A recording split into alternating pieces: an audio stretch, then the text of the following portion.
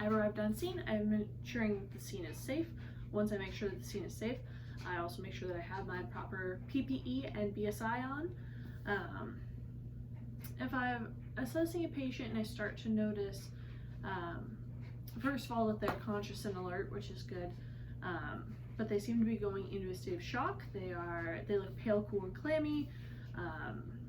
Their vitals are showing me that they have an elevated heart rate and they have an elevated breathing rate, yet their skin still looks like that. I'm starting to worry about shock. If the patient is someone who has suffered an arterial bleed, then that definitely puts me in the position of thinking about whether or not they're going to be in shock and treating them for shock, because if nothing else, not a bad thing to treat for shock. So I'm going to make sure that if there are no spinal injuries, there are no back injuries, there are no additional injuries that need our attention more so, we are going to lay the patient supine.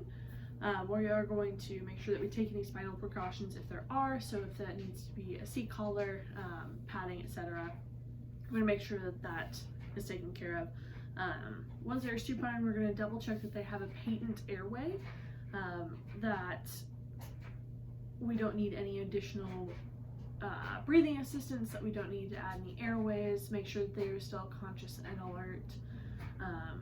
We're going to make sure that they have appropriate vital signs so that we can find their pulse, make sure that it's not weak and thready anywhere, and also make sure that we capture the quality of their pulse, breathing, and blood pressure. Make sure we got those vitals. Once we ensure that the patient is not bleeding severely, we don't need to perform any bleeding control, but we still notice that they're still going into these shock symptoms. We're going to try a couple things. We're going to cover them with a blanket to maintain their normal temperature. So put the blanket over the patient.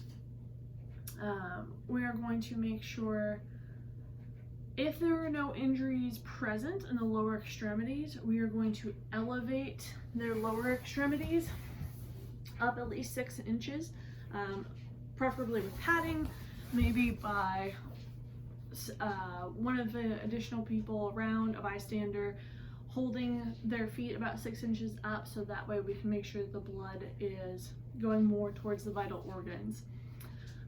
We are going to move this patient out as rapidly as we can and transport them to higher medical professionals, but we are going to monitor this person every 5 minutes if they are going to be still exhibiting these signs of shock. Shock is a bad thing, whether it's compensated or decompensated. In this case, I would say that the patient, if they suffered an arterial bleed, they may be showing signs of hypoperfusion, which is not a good thing, and something that can quickly disintegrate into worse vital signs if we stick around longer and don't provide proper interventions. So we are going to get them out of there, monitor every 5 minutes, and reassess.